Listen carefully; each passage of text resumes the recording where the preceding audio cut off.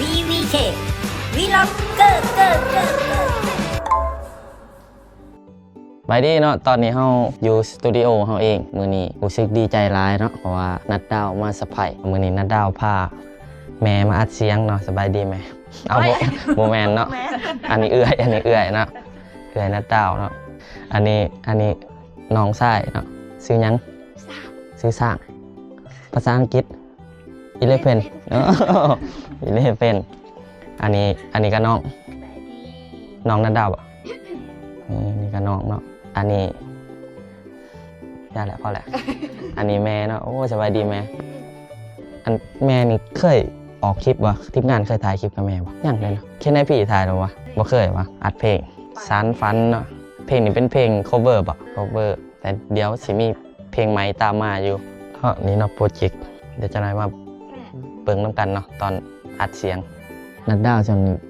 โนแลนเลี้ยงดีเนาะ ยืนจนมาเจอทำเวียดคิดว่าฝนได้นัดดาวเสียงคลื่นยังเหมือนเดิมก็ยังดังกังวานเรียกหาสายใยนี่ไม่เปลี่ยนปรารถนาคืออดีตรักเราตัวรักใบเดิมจะยังใช้ขึ้นเรือใจเธอได้หรือเปล่าเธอจะลืมรักเรากลับมาแล้วจะรับฉันไปด้วยไหมมาวะเวลาผ่านไปหลายปีดังดนตรีบรรเลงท่องเดิมซ้ำบ่อยยามเย็นกลับมาเฝ้าคอยณที่เดิมปลายสะพานสีแดงฟังเบิ้งเวลาลอยผ่านไปแล้วตาภาพยังทรมานไม่เลือนลบไปชีแม่ลูกมีแต่คนงามๆ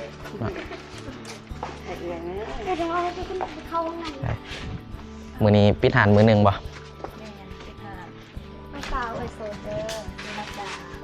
มึงอย่าบอกแบงค์มันคิดแถะนะครับ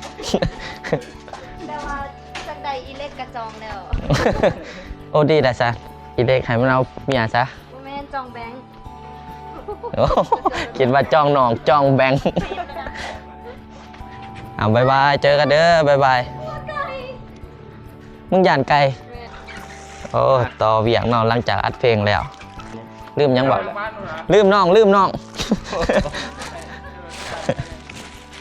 อันนี้กูสื่อมามึงเปลี่ยนเป็นตีเป็นโอเคขี่ไปยังไงเอาเป็นสางแปลงรถเก่าเนาะมาอย่างไหนจูงรถมานี่เอารถมาวันนี้ดูเดี๋ยวเราแต่ก่อนสมัยก่อนนะเราเหลือเขียนเนาะเหลือเขียนมากเลยก็ไปแปลงรถช่วยไอ้อยู่เฮือนเฮานี่เป็นสางแปลงรถเบิดนะไอ้เฮือนมีไอ้6 คนเป็นสางแปลงรถเบิดแปลงรถเป็นเบิดเนาะเขาก็เลยแปลงเป็นอีกอย่างตัวนึงหน่อยมักแต่งรถแน่เนาะขี่รถเวฟแบบนี้แหละแต่งย่างใหญ่ๆดีๆบ่มักย่างหน่อยเนาะแต่งสื่อเขาเอิ้นขอบยังกว่าย่างน้อยๆรู้จักขอบ16กว่าขอบบ่ย่างสปีดนะแต่ก่อนไล่ไฟอันถีบย่างหาชิปหน้าหลังหน่อยกับ45ล่างซีอีกได้ใช่มีคำเขาบอกว่าไปดูดดันเขาว่า45หน้าหลังนั่นแหละ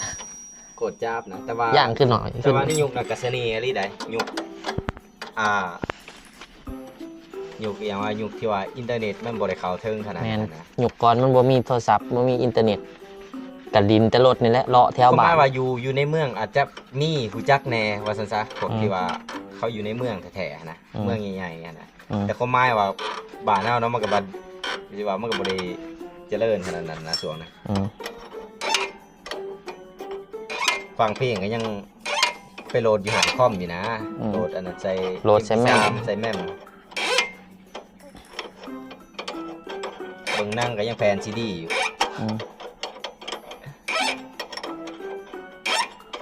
เบรกนี่มืดเนาะ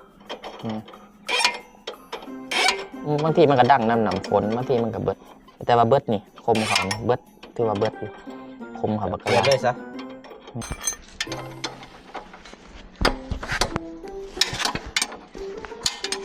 ก็ทางที่น้องบ่มีแต่ก็ได้อยู่ที่เนาะจะ แล้วรีดแปรมีบ่ มีเด้ แต่ต้องระวังเพราะว่าญาติมันจิ้ม ใส่บ่ จิ้มใช่งั้นได้สร้างเวียดอันนี้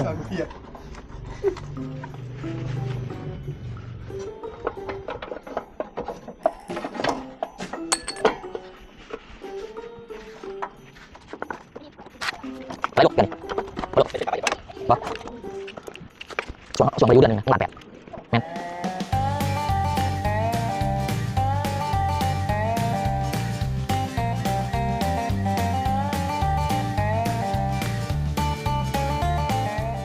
อันนี้มันวิธีใส่กาเบรกบางคนบ่หูก็สิดึงที่วิธีใส่ก็ต้องนี้ สร้างเก่าสาธิตบ่ตัวนี้บ่จักดังอัน น้ำมันเครื่องดิ ง่ายที่สุด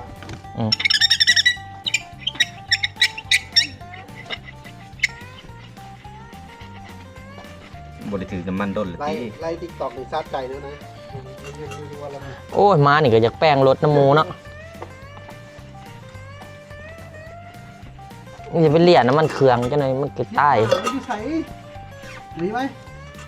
วันนี้แล้วมันเครื่องบักอันนี้มันหมักหาเลย มันฝ่าวไปหาปักอินเดียเด้อย่าอินเดียบ่มีหมู่อย่าอินเดียเงา เดี๋ยวแจ็คเด้อเอาไว้บางทีเป็นสร้างแป้งรถเอาเขาแบบนี้ แต่งรถเนี่ย งับ เงียงคาง แต่งรถ กระดันมาสิ ไม่ได้จริงๆอะ เด้แล้วเนาะเรียบร้อยเนาะเบรกจะจังไงเบิ่งว่าปรับอันนี้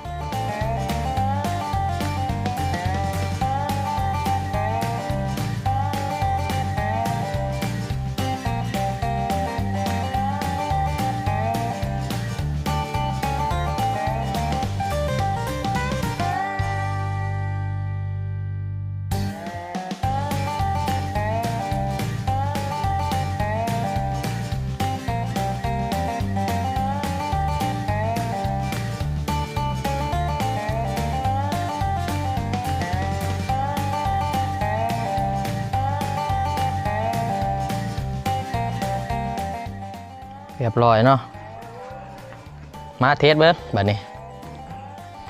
ลอง เอา ขี่เทสเบิ่ง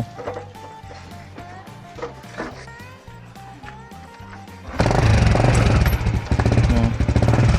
ขี่ลงไปเหยียบตะปูซะเนาะ อย่างใหม่เนาะอ้าวพอดีปะ ว่าแล้ว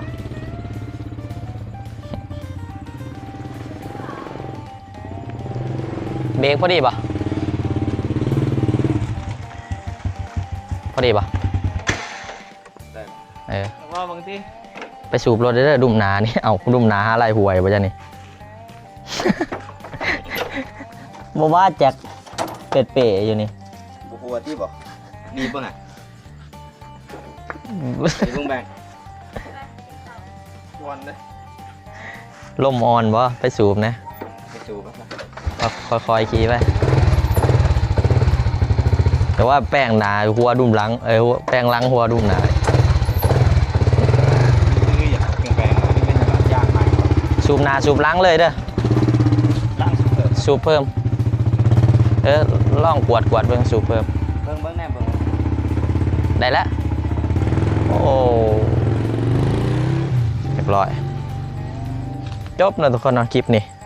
อัดเสียงให้นัดดาวแล้วก็เปลี่ยนย่างกับใส่ให้แจ็คตอนนี้แล้วเนาะทุกคนเนาะคลิปเดี๋ยวเจอกันคลิปต่อไปบ๊ายบาย